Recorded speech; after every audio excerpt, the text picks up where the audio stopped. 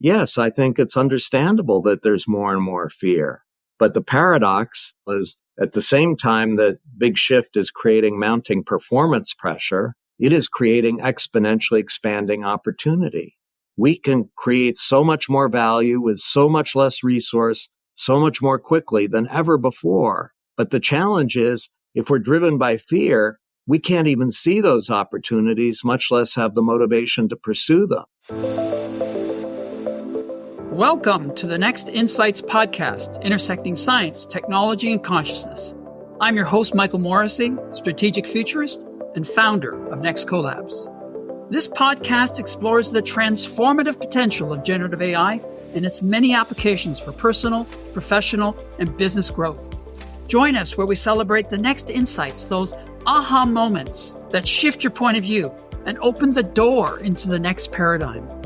You'll hear the latest ideas and thought-provoking conversations with industry experts, authors, thought leaders, equipping you with the strategies to harness the relentless pace of change in the AI era.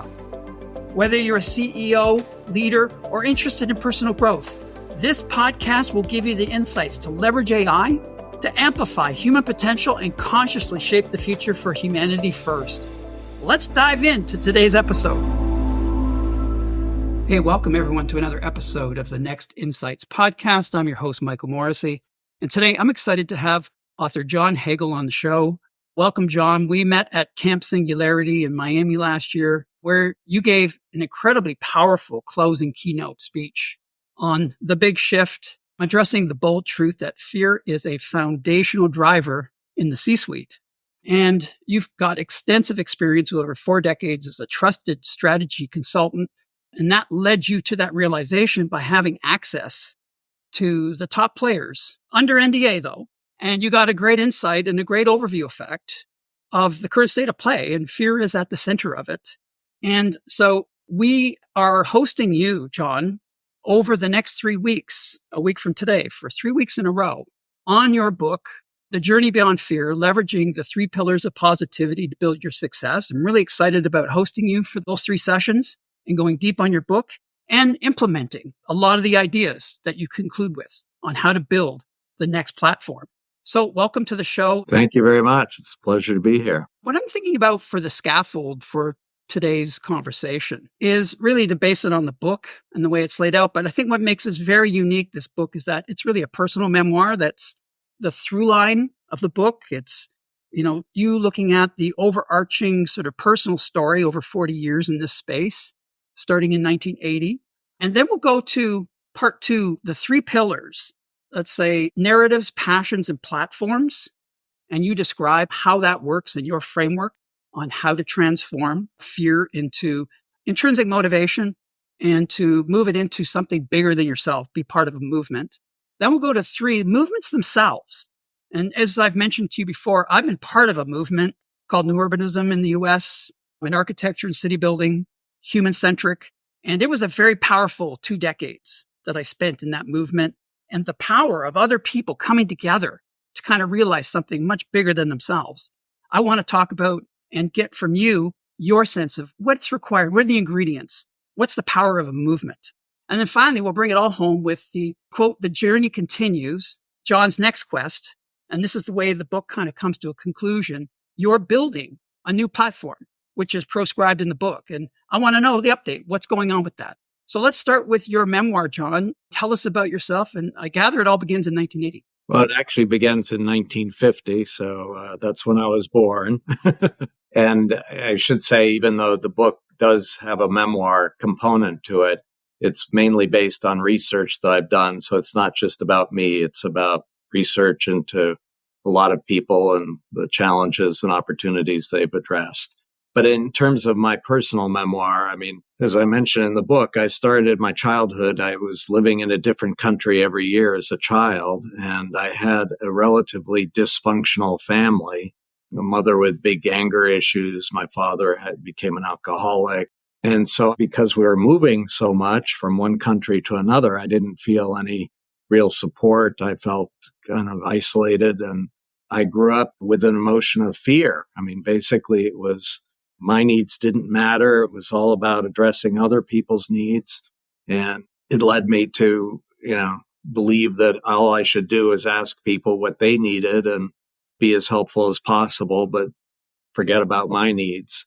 But over time, I began to realize that what really excited me was seeing opportunities in the future and motivating people to address those opportunities. So my first book, actually, I've written 8 books. My first book was back in 1976.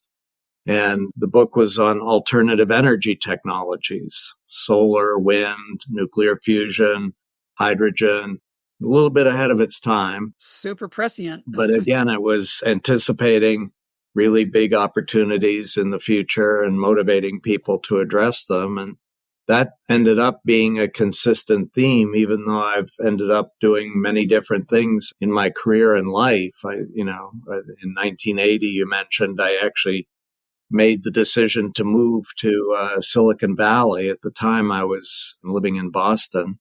And in 1980, I moved to Silicon Valley. There were a number of reasons, but part of it was the digital technology that I believed was the future and would help shape the future. But the other thing was the sense of optimism and passion and excitement in Silicon Valley. People here, there's a culture of just excitement about opportunity. Yes, there are problems, there are challenges, but what's really motivating them are the opportunities. And to me, that was such a strong energizer to overcome the fear that I had by focusing on opportunity and really motivating others to do the same. So it's been a long journey. I did a couple of startups in the tech field and was a senior executive, for those who can remember that far back, with Atari in the video game business, and a partner with McKinsey and Company for many years, a partner with Deloitte for many years. So I've done many things, but the common theme that I began to see over time was that my needs really mattered, and that my needs were about looking into the future and seeing opportunities and motivating people to address them. And even though I've done many different things, there's that consistent theme throughout the journey. I mean, even to skip forward to the concept of movement, you get the sense that you found the gravitational center, really the entrepreneurial center on the planet with Silicon Valley. And you, in a sense, sort of jumped into the emergent energy of a movement that was happening in the valley. I mean, it's a mythic place. It's just suburbia, right? But it's larger than life, right? Yeah.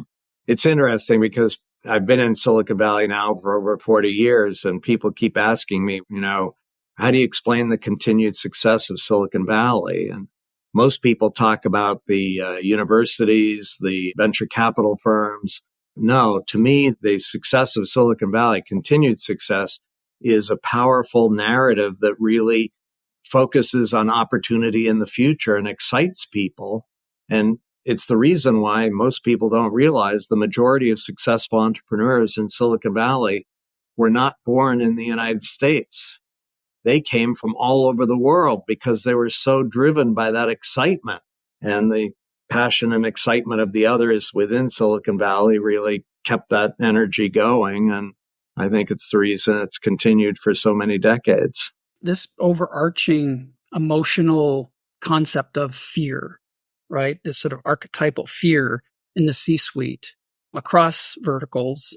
And you had access to the top players, and you got under the hood, so to speak, with your sort of introverted, sort of perceptual powers to pick up on the metadata. Tell us more about this archetypal fear that you witnessed without naming names. Oh, I can't name names, but I should say, first of all, that the catalyst for me to write the book that I wrote was about 7 years ago. I was traveling around the world, and as part of my work, I was seeing the emotion of fear becoming more and more prevalent, not just in the C-suite, but down in the front lines of organizations, out in the communities. So yes, it's in the C-suite for sure. And I find that if I can build trust with CEOs in the privacy of their office, they'll tell me how afraid they are. And specifically, when I talk about fear, I'm talking about fear of the future. When they look into the future, is it primarily a threat or an opportunity? And for more and more CEOs and others in our population, when they look into the future, they see it as very threatening, very scary. I don't want to go there. And while I think it's understandable, I think it's also very limiting as an emotion. Now, in terms of your own sort of memoir and your own story, I mean, at this point in your career, did you feel comfortable now to kind of make the big reveal that, in a vulnerable way, I just want to self sort of describe like my own inner experience and my story? Or is this something that you let out of the box earlier on in your career? Or is it just now it's safe to do that? I mean, I think we're in a period with Brené Brown and other leaders who've made this concept of vulnerability a part of, corporate growth and sort of culture to begin to let's say, expose some of the emotional experiences we're having. Is this something that you can do now comfortably, or is this something you would have done maybe a few decades back and they just go, okay, we don't want to listen to you? I mean, where are you in that? No, I'd say it's relatively recent that I've been able to express myself. And I will say, too, I mean, one of the pushbacks I get from people when I talk about the prevalence of fear is, oh, come on, John, I haven't heard anybody expressing fear. And my response to that is we live in cultures where expressing fear is a sign of weakness. So why would you want to say you're afraid? But to yourself, much less to anyone else.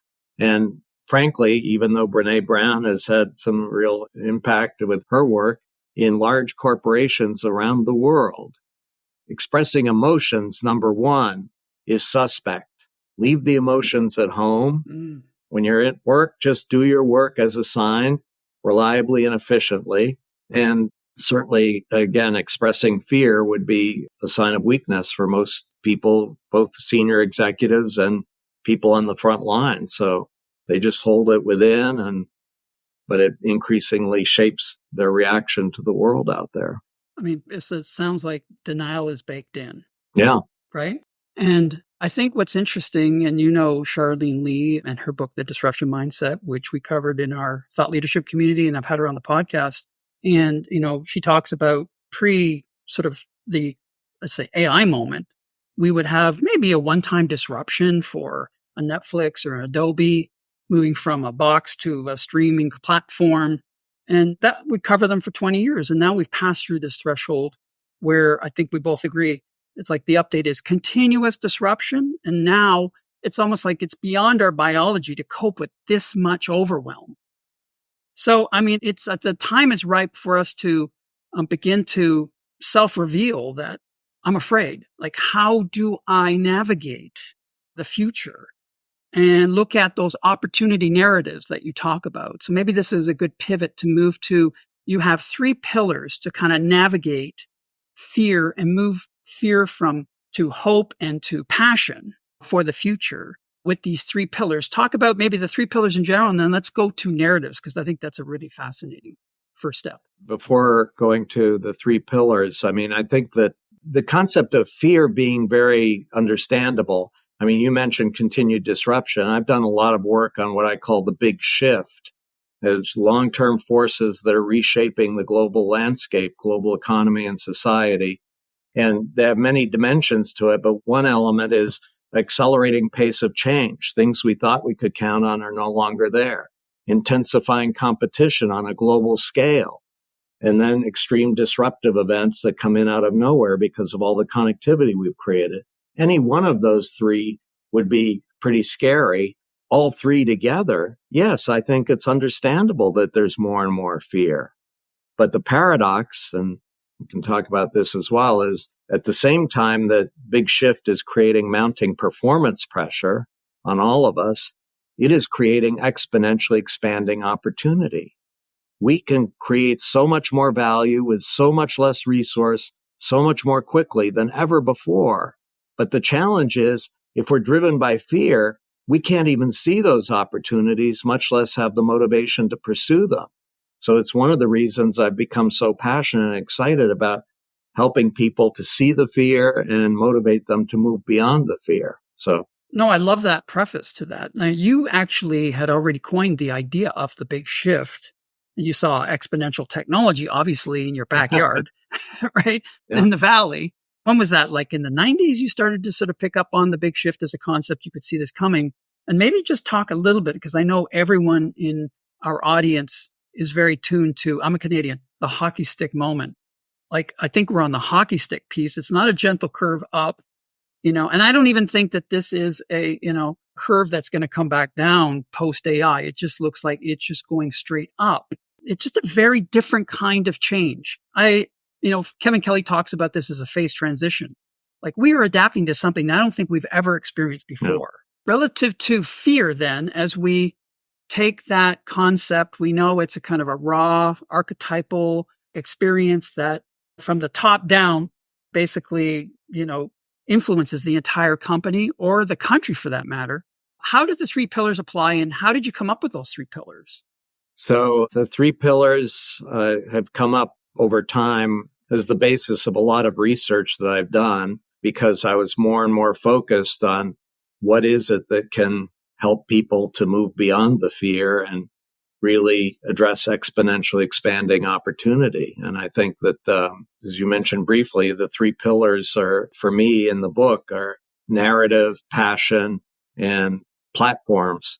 But the challenge is I have different meanings attached to each of those words. So when I talk about passion, people say, wait a minute, I know what you're talking about. No, I have a very different definition. So we can go through that as we walk through it. Maybe as a little bit of context too, that we should talk a little bit about Center for the Edge, and that most of your career, of course, being in the Valley, but your work founding Center for the Edge for Deloitte, 12 years ago or so, is all about, innovation and disruptive tech coming to the mothership.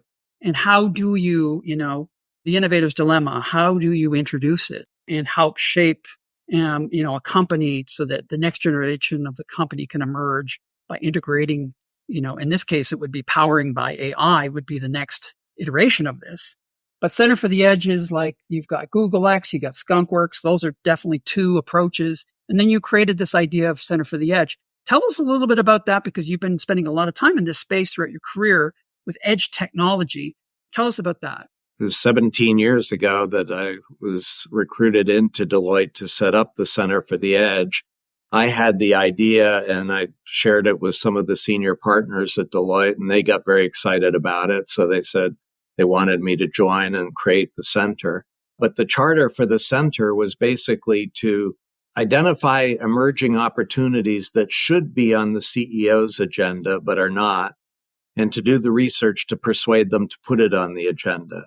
So it was, by definition, if a CEO came to us asking us questions about some opportunity, it was too late. We wanted to address the opportunities they weren't even asking about, didn't even see, and persuading them, motivating them to address the opportunity. So again, it was back to my personal passion, was this notion of looking ahead and seeing the opportunity. So we ended up pursuing research for, more than a decade, and ended up becoming global. We were based here in Silicon Valley, but we had branches over in Europe, in Australia, in Asia. So went global.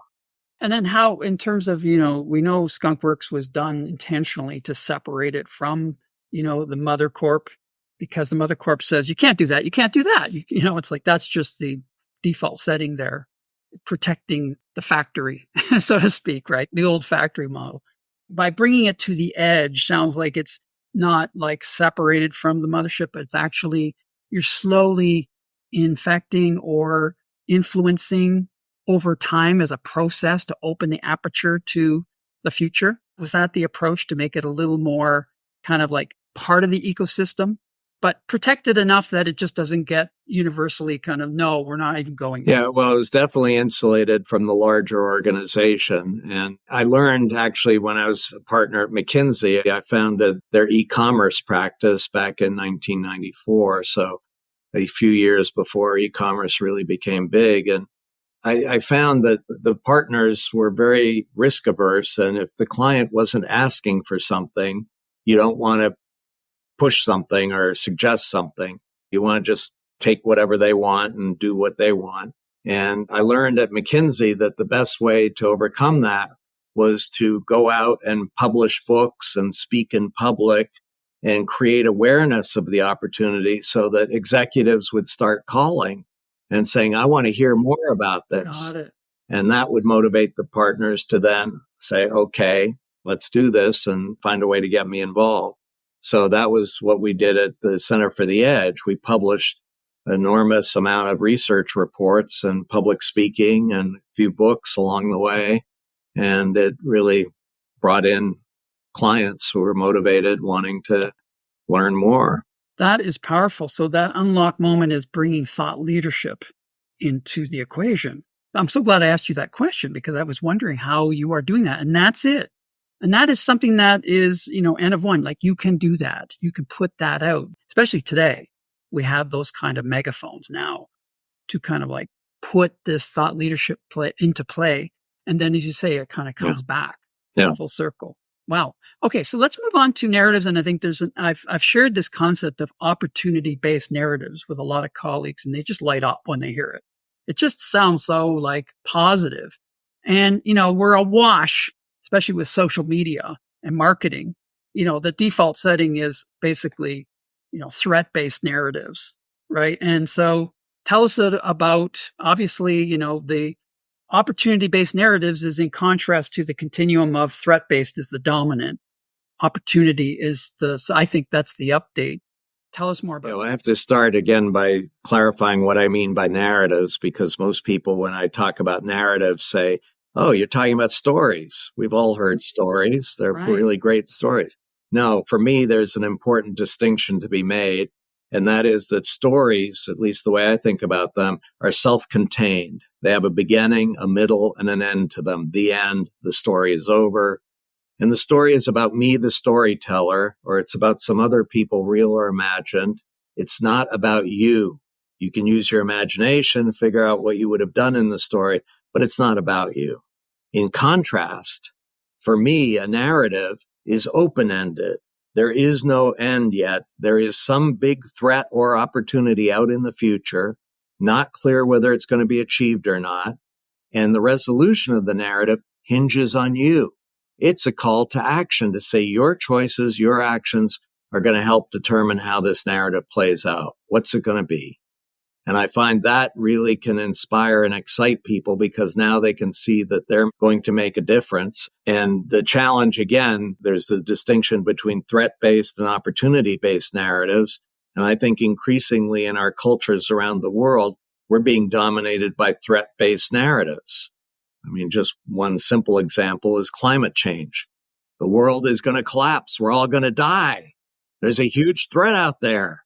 It's right to be afraid. My God. Versus who's articulating the opportunities? What amazing things could we accomplish if we all came together and achieved these opportunities? And then as a final, just additional amplification, I talk about narratives at multiple levels. I think we each as individuals have a personal narrative, even though very few of us have bothered to articulate it. What's our view of the future? What's our call to action to others? I mean, in my experience, just going through that exercise of articulating the narrative, suddenly there's an aha. My God, my view of the future is more threat-based. I'm focused on threats. How can I change that? And then there's institutional narratives. I believe we have an untapped potential for all institutions to articulate narratives. And again, it's not about the institution. It's about the people they're serving. What's the opportunity for the people that are being served? What action do they need to take? And then there's geographic narratives. Again, I briefly mentioned Silicon Valley. I think Silicon Valley has an opportunity-based narrative that has drawn people from all over the world here. And then finally, there are movement-based narratives that really can motivate people to come together into movements that aren't geographically related, but focused on a particular opportunity. So again, many different dimensions of narrative. I mean, you talk about the way that Apple sort of deployed think differently, and Jobs, make a dent in the universe. I mean, these ideas are like, they're sort of North Star oriented, right? I noticed in the testimonials at the front of the book, you had Daniel Pink. We love Daniel Pink, his work, and we love the book Drive. And just this concept that mastery kind of has this asymptote, like you can never reach mastery. It's an ongoing game, right? I think you would resonate with this concept. And in a way that reminds me of an opportunity-based narrative. There's an asymptote. It's actually what's above the asymptote is a North Star.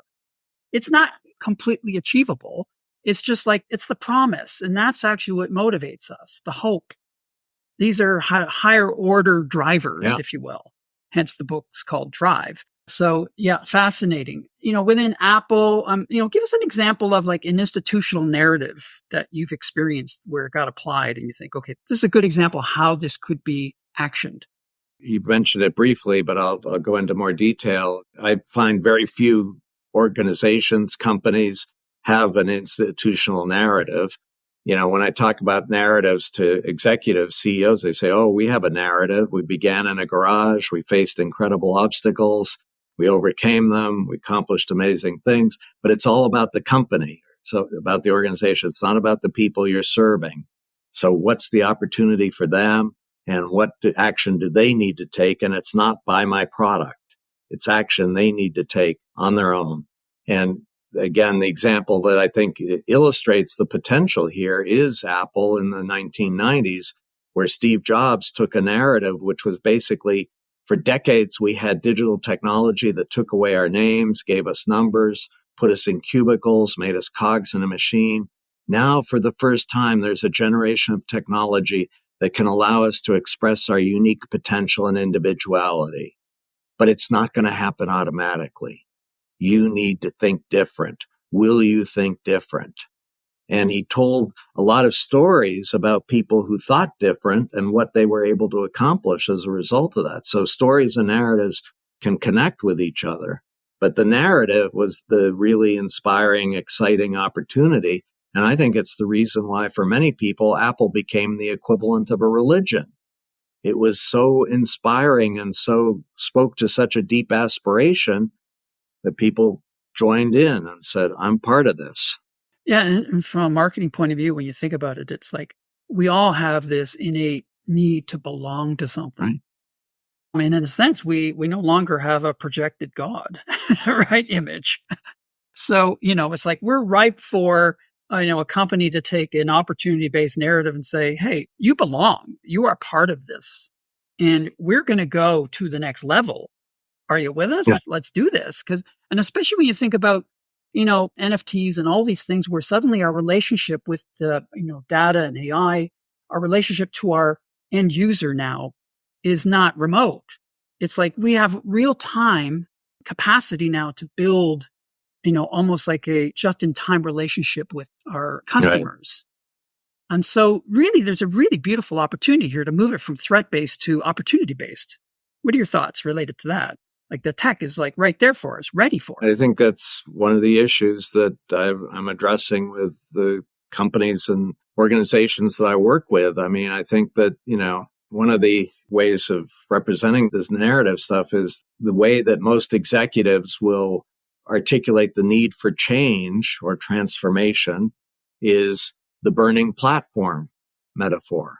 We're on a burning platform. We're all going to die. If we don't change, let's change now. It's a threat-based narrative. It's all focusing on the threat ahead and feeding the fear versus, no, what amazing opportunities are out there that we could be addressing that would create exponentially more value than anything we've ever done in the past. Who's articulating that? I think it's interesting too. I mean, one of the challenges I get from executives when I talk about this concept of narrative is, I talk about opportunities in the future and I say, this is really powerful and exciting. And they say, well, wait a minute. Our investors are just looking for quarterly performance. That's all they care about. If we miss a quarter by a point or two, we're gone. We can't afford to talk about the future and what's out there. And my response to that, well, when was the last time you went to articulate a really inspiring, exponentially large opportunity for the future?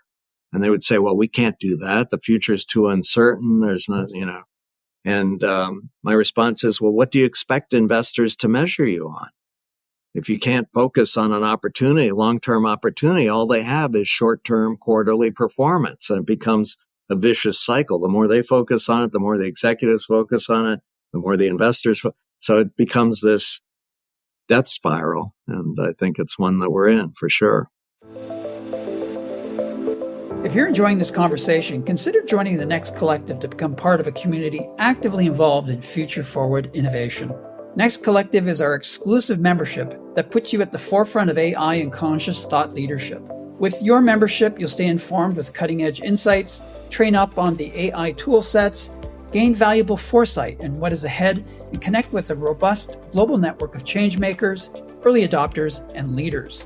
By joining the Next Collective, you're not just investing in your professional growth, you're contributing to a conscious and vibrant future for humanity. It's not just about riding the AI wave, it's about consciously shaping its direction. Ready to be part of the movement? Click the link in the show notes, and as a special bonus for our podcast listeners, use the promo code for a discount on your first month. Let's shape the future together. Now, back to our conversation. So let's move on to passion and passion of the explorer. Yeah. So that it's the second pillar in my journey beyond fear. The notion is that the opportunity-based narratives that I talk about can help people to really become excited about a major opportunity in the future. And the passion of the explorer came out from research that I did where I was looking at environments where you see sustained extreme performance improvement over time. And I said, what can we learn from those environments? And one thing was the common element, despite the diversity of all those environments, was that all the participants had a very specific form of passion. And again, I use the word somewhat reluctantly because in my experience, we all use the word passion, but whenever I've done a survey of people, everyone has a different definition of passion. So we all say the same word, but we all mean different things. I'm talking about a specific form of passion that has three different components to it. The first component is people with this passion have a long-term commitment and excitement about having more and more impact in a specific domain. They're there for the duration and they're never satisfied. They're constantly wanting to have more impact. Second element of the people with this passion is when confronted with unexpected challenges, their reaction is excitement. This is an opportunity for me to have even more impact. And if they're not confronted with those challenges, they seek environments that will bring those challenges to them because they view that as a way to learn and have more impact. And then the third component is when they confront these challenges, their first reaction is, who else can I connect with who can help me get to a better answer faster? They're constantly reaching out and asking for help, and it builds trust. So one of the things that passionate people have is they generate a lot of trust among the people they're working with. So I think that's the passion of the explorer, at least the way I've encountered it. And this is something that you had, in a sense, discovered about your own kind of path, that you had that intrinsic motivation, to use Daniel Pink's sort of terminology, really, in a sense, of the same foundational idea, your intrinsic drive. Like it's kind of like something that is beyond yourself that drives you to, in a sense, express your unique ability as well. Maybe you could talk a little bit about your own passion and how that you had that sort of wake up moment and go, this is actually my passion and this is what I need to surface and bring into the world as a kind of meta principle. Yeah, I mean, again, I think everyone has a different journey. And unfortunately, I think we live in cultures where pursuing passion is kind of suspect. You know, in large corporations, I find that executives will say, passionate people ask too many questions. They deviate from the script. They take too many risks. Right. Who wants a passionate person? We want somebody who will just listen to the boss and do the work as assigned. And if you have passion, pursue it as a hobby at home or whatever. But I think that it's more and more central to success in a rapidly changing world and a way to move beyond the fear. Again, I think that one of the things that I emphasize is when I talk about moving beyond fear, I'm not talking about eliminating fear. One of my great examples is I've studied extreme sports people, big wave surfers as an example. If you talk to big wave surfers, they're swimming out to ride the next big wave. They're afraid. They know that not only have people dropped off their board riding those waves, some people have died. So they have reasons to be afraid, and it's helping them to focus on how to minimize the risk, but they're still eagerly swimming out to ride that wave because it's so exciting, an opportunity to have more impact and to learn more. And so they're moving forward in spite of the fear. So it's, I don't know. So I'm sorry, I may have missed your question. Well, there's something there, though, in the sense that and I think it's well understood even in neuroscience and neurochemistry, that as you move toward fear and discomfort, like when you go to the gym at first, you don't want to go, but you go, and then you go through that sort of initial threshold of discomfort, and then you get the endorphin rush and the dopamine hits, and then you go into flow in a sense. I don't know that you talk about flow in the book, but in some ways, like, the passion of the explorer likely is someone who has connected deeply to themselves and their raison d'etre. And that is like the gateway to experiencing flow in your life. Yeah, I definitely think there's a connection there, although for me at least, the emphasis needs to be on the passion that generates a sense of flow versus finding flow, because flow is a little more evasive, at least in my experience. It's really searching for that passion. And one of the things again, because I think we live in societies that increasingly discourage passion, it's encouraging people to keep looking for that passion. And in my own experience, I mean, when I looked at my life, I was doing so many different things. It was like I was constantly every 3 or 4 years shifting gears to something else, and that I had no consistent passion. But as a result of some work that I did on myself, I stepped back and reflected and said, is there anything that connects all these things that I've been pursuing and excited about over these decades? And it turned out that what was really exciting me, again, I go back, was this notion of helping to anticipate really large emerging opportunities and helping motivate people to address those opportunities. And yes, I was focused on very specific things like alternative energy or digital technology or whatever. But the consistent theme and what really excites me is constantly looking for those opportunities and helping people to have more impact. You have a few things here that I'd love to sort of touch on. You talk about the idea of explicit versus tacit knowledge, and perhaps this is related to this AI moment. And I think you make some really, like, the rise of the contextual age. That's part of the early stages of the big shift from the industrial age to the contextual age. Maybe just give us some context on that kind of component of this. It's complicated. There are many different aspects. One of my themes in my work is the notion of what is the most valuable form of learning or powerful form of learning. The emphasis today, I still believe in most large organizations, learning is training programs. We do lots of learning. Right. We have training programs, but that's sharing existing knowledge. You listen to the trainer who already has the knowledge and you get the knowledge yourself. Not to dismiss that, not to say it's irrelevant, but existing knowledge is becoming obsolete at an accelerating rate in a rapidly changing world. And the most valuable form of knowledge is knowledge in the form of creating new knowledge, learning in the form of creating new knowledge.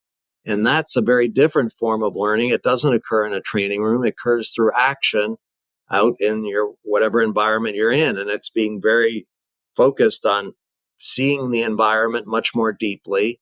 And in the early stage of this creating new knowledge, often the knowledge is tacit.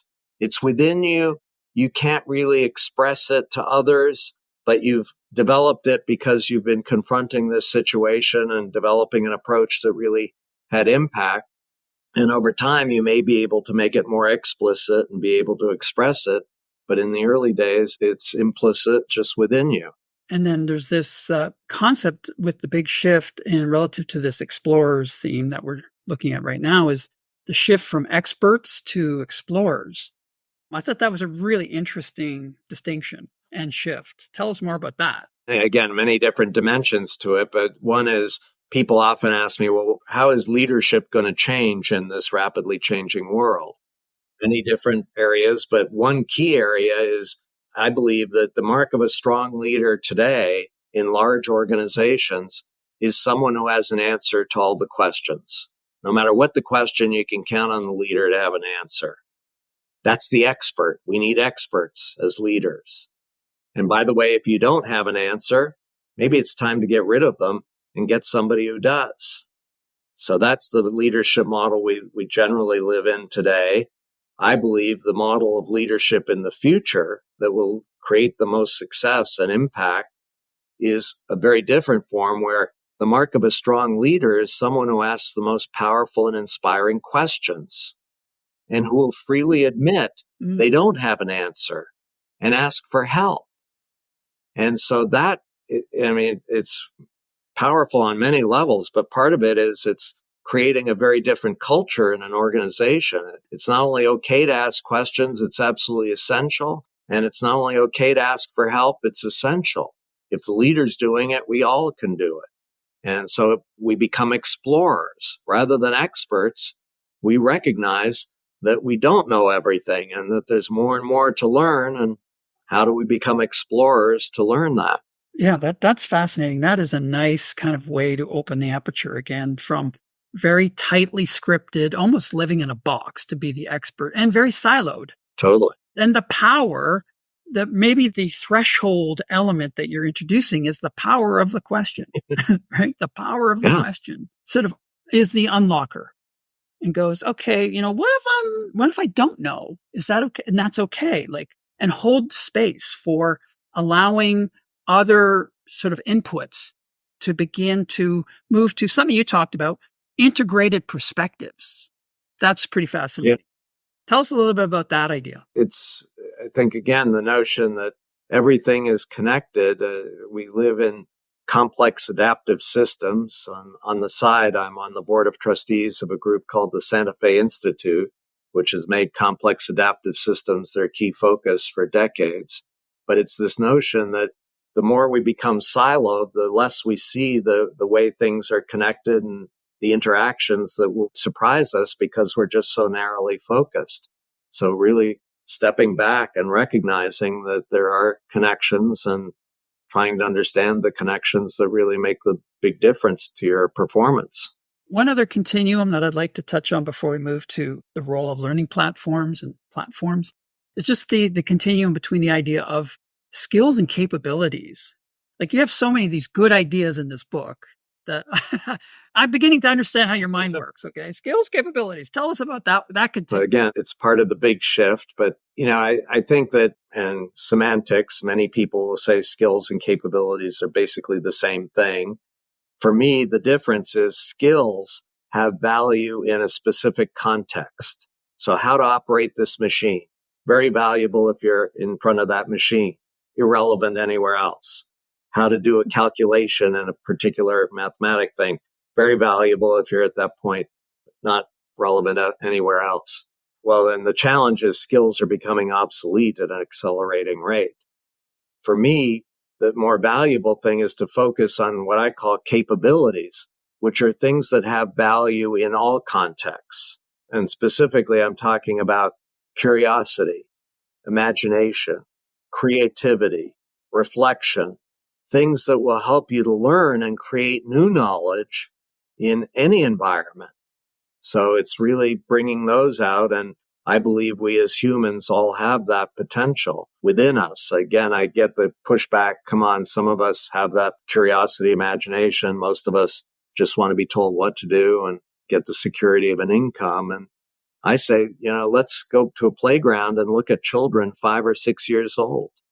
Show me one that doesn't have that curiosity, imagination, constantly exploring. We all had it. We all still have it within us. The challenge is we went to school and we were taught to just listen to the teacher, memorize what the teacher has to say, and show you memorized it on the exams. That's the key to success. So all these capabilities got put to the side. And then we go to work and they say, we just hired you for one thing and we don't want your opinion otherwise. Just stay in your lane. And then our passion goes to the weekends.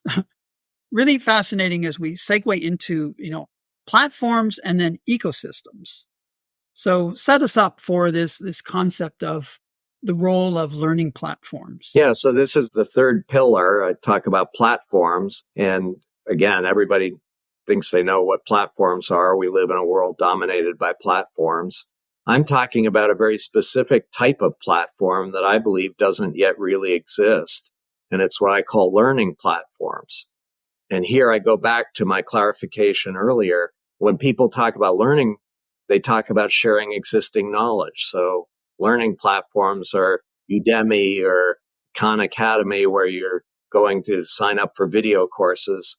No, the learning platform I'm talking about is a platform where the primary design goal is to help all the participants to learn faster in the form of creating entirely new knowledge and doing that by coming together in ways that will help them to do that. So it's a very different form of learning, and I think hugely necessary. I mean, again, the sequence of the book is if you really focus on opportunities in the future, if you really become connected with your passion and excited about addressing these opportunities, then the question is, well, how do you scale that impact? And you can scale the impact by coming together with more and more other people. And doing that on a platform is particularly helpful, but we still don't have those learning platforms to leverage. We certainly must be sneaking up on it, because I think with the addition of AI and so much of what we're doing, including what we're doing right now, is in the cloud. So, more than ever, I think we have that potential and power to connect in non-local, super global ways. I think that's the next generation of movements. Like, think about an idea. You can have an idea and it can go around the world in seconds. That's the power of some kind of thought leadership. Certainly a virus can do that. We noticed that in COVID. It happened very quickly. But we have that kind of connectivity. One distinction, again, which you're so good at these distinctions, is the difference between push and pull. Tell us about that. Well, I wrote a whole book on it called The Power of Pull. So I don't know how to condense a book into a couple of sentences, but broadly, the notion, again, it goes back to the big shift. What's the shift that we're experiencing? And one way of articulating the shift is, in the past, the success was a push-based model. You develop a forecast and prediction of demand, and then you push all the right resources into the right place at the right time to meet that demand. The challenge in a rapidly changing world is it's harder and harder to forecast what that demand is. And increasingly, the model that will be successful is a pull-based model where you can draw on whatever resources and people that you need at any point in time, pull them in to address this situation at that particular moment. That's a very different model, and I think one that's going to become more and more necessary. Another theme that you develop, again, you love these kind of binary continuums of, I love the idea, and I want you to kind of share it with our audience, because I think it should just be kind of like baked in, is this concept of that every leader needs to really develop the skill to zoom in and zoom out. I remember when you talked about that towards the end of your talk in Camp Singularity last year, that just like grabbed my attention. I thought, that is a superpower. That is like, the watchtower effect, the blue kind of pale blue dot kind of moment where you can see that very big picture and then you can zoom right into a cell, right? Tell us about your perception of zoom in and zoom out as a superpower. Specifically, I focus on it because in my experience in Silicon Valley, I've had the opportunity to work with some of the most successful tech companies. And I find they've adopted a very different approach to strategy than traditional companies. And I call it zoom out, zoom in. But basically, it focuses on two time horizons. One is 10 to 20 years. And on that horizon, zoom out. The question is, what is the relevant market or industry going to look like 10 to 20 years from now? And what's a really exponentially big opportunity that we could be addressing in that market or arena? That's zoom out, zoom in, very different time horizon, 6 to 12 months. And on that horizon, the questions are, what are the 2 or 3 initiatives, no more, 2 or 3 that we could be pursuing in the next 6 to 12 months? And do we have a critical mass of resource against those initiatives? And how do we measure progress? At the end of 6 to 12 months, how would we know whether we're moving forward as rapidly as we wanted to get to that big opportunity? But 2 very different time horizons. And I think the mark of strong leaders are those who can operate in parallel at the same time on looking ahead into the future, and then looking very short term to say, what can we do to accelerate our movement towards that bigger opportunity? And it's a very different perspective. Traditional strategy is all about the 5-year plan. Year 1, year 2, year 3, year 4, year 5. The leaders pursuing this approach spend almost no time on 1 to 5 years. It's all about 10 to 20 years or 6 to 12 months. And their view is if you get that right, 1 to 5 years will take care of itself. Fascinating. I think it's a real power. And part of my background is a master planner of cities. 20 years is an event horizon that I got comfortable with. 20 years went by and I said, wow, that was 20 years and that got built, but it takes that long. So in my world, it's not necessarily a long time horizon at all, 10 or 20 years. But at the same time, too, we're on this expo hockey stick. Time has sort of collapsed a little bit. So maybe there's a, zoom in, zoom out, and maybe there's a third element, which is like now. Like perhaps that's a time horizon. Like things just change. And this is maybe the nature of AI. We could talk about this at the very end of the continuous updates that are happening weekly. We really have to be in the now as well. Just to bring it back to the new learning platforms and this idea of an activation center and some of the things you're working on now, I think this concept of, continuous learning, but I like your update, learning faster. Like we have to continuously learn. It used to be you could go to school for one thing and you'd be done and you kind of dig a hole and call that retirement. You drop into it. That's it. That's over. Okay. Especially if you have curiosity and you have passion, like it just keeps on going. And you're a testament to that. I feel like I'm into the next generation of Michael. I call it Michael 3.0.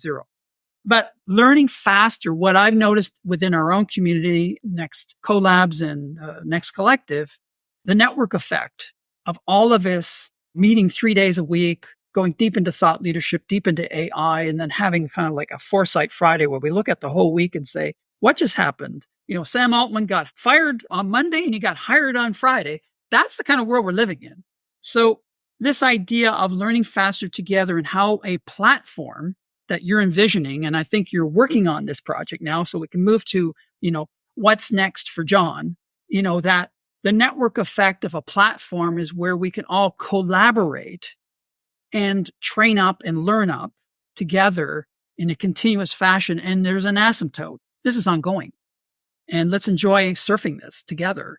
Tell us about how you're beginning to implement some of these ideas that you developed with the 3 pillars. One distinction to make is this notion of learning together. Again, based on the research that I've done, the people with this passion of the explorer instinctively come together into small groups. I call them impact groups, but it's anywhere between 3 to 15 people. And it can't scale above that because you need building deep trust-based relationships with each other in that group.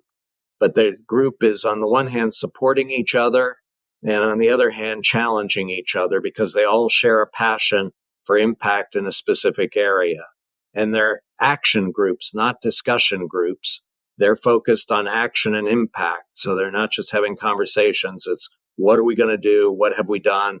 What impact did we achieve? How can we have more? And so the challenge with that is, okay, you can get up to 15 people, but then how do you scale beyond that? And that's where I think learning platforms can play a role, is by connecting people into broader networks. But at the core organizing unit of a learning platform, in my view, is this notion of an impact group, shared workspaces for a small group, and with real-time feedback on impact so they can constantly reflect on what impact they've achieved. But I think that's the big unmet need out there that can really help to scale the impact from the passion and the excitement. In terms of a literal platform that you think, has promise, of course, we've got Slack, we got WhatsApp, we got Mighty Networks, we got Kajabi, we have all these platforms and, they're only good really at one thing. They're not sort of comprehensive. As you know, like Gary Bowles, your friend, co-founder of Next Collabs, he's on the board of a group called Acasa where they're using AI to kind of get under the hood and kind of surface. I think they did a demo at Camp Singularity. I think you saw that, where you could ask, in my organization, by using generative AI in a network effect, I could say, who's interested in blockchain? And all of a sudden it would just show you those people in your organization. Form one of your impact groups with that group. you didn't even know they had those talents because you only hired them to be an accountant, but they also love blockchain. Maybe this is where we could, perhaps I should ask you the question, given AI, 2023 was the year of AI. What is your latest thinking on how AI is added to the journey beyond fear and this book and your prescription of the 3 pillars and the platform? Yeah, just to clarify again on impact groups, this notion of finding people with relevant interests or expertise, I tend to dismiss. What you're trying to find are people who share the passion for impact in a specific area. If they don't share that impact, doesn't matter what expertise they have, what interests they have, you got to be driven to have more and more impact. And that helps to build the trust together in the group. So to me, that's the focus of the impact group, is really bringing people who have that passion into one place. And in terms of AI, I think AI, it's the next generation of digital technology. I won't go into too much detail on it. It's certainly something that everybody's talking about these days. I think the challenge, again, is focusing on how AI can help us to learn in the form of creating new knowledge versus just sharing existing knowledge. In my view, most of the AI initiatives we have today are just being more helpful in sharing existing knowledge. Great, not to dismiss it again. But what's the opportunity to really create entirely new knowledge and become a tool for people with the passion to have more and more impact in those areas? I love your clear observation that passion transcends the how. It's the energy, right? And if anything, then you can bring a diversity of perspectives to the table, but they're all driven by that impact of the passion. Yes. And I think that's the foundation. This reminds me of Pink a lot too. So you've got this kind of project, there's almost like an invitation at the back end of the book to say, hey, you're invited, reach out, be a part of the solution as we kind of move from fear to flourish. Yes. Through the layering. And I'm looking at a diagram you have in the book, which I really like a lot. And it's like the frontispiece for each kind of section of the book. From fear to flourishing, and the layering of narrative, passion of explorer, and learning platforms. And this all comes back to you, and you have a project. Tell us a little bit about that and how we can find you and how we can contribute. No, I welcome any help that people want to provide. It's basically my passion again now is helping people to make this journey beyond fear. I'm getting very good feedback from people who've read the book saying it was very helpful, but asking for more help. And so I've been developing some programs that will help people in specific efforts. Like one of the programs is helping people just to articulate their personal narrative and reflect on it and evolve the narrative in a way that will have more impact. And I've gotten very good feedback on those programs. So now I'm trying to put together a center that will offer programs to support people throughout the entire journey, not just individual, episodes, but connecting everything. And the goal ultimately is to become a catalyst to bring people together who share a passion around specific areas and create that learning platform where they can work together to have more and more impact and evolve. So that's the goal. That's why I call it an activation center versus a research center. It's the notion of being a catalyst to drive people to action and impact. And I'm in early stage now of starting to look for some funding for this center. I want it to launch with a bang. So not do a bootstrap. But, I certainly welcome any help and support. People who are either interested in the programs or wanting to help develop the programs. I have my website, johnhagel.com, and on that website is a place where people can go and express interest in the center and wanting to help on it, and I'll connect with them. Fantastic, John. And obviously, you're very, very active on social media, so everyone can find you on LinkedIn.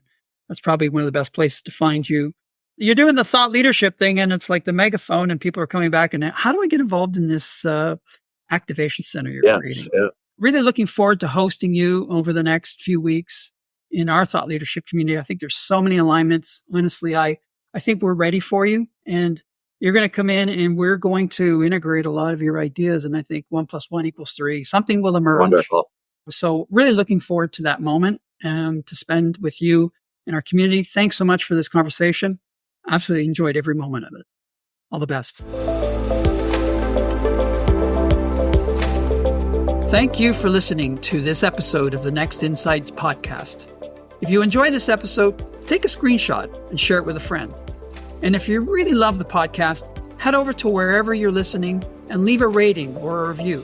This helps our show get in front of more people interested in shaping the future of science, technology, and consciousness. Finally, to receive even more insights on what we're discussing, thinking, and reading at Nextco Labs, sign up for our weekly newsletter by clicking the link in the show notes. I'll talk to you next week, but until then, consciously embrace disruption, my friends.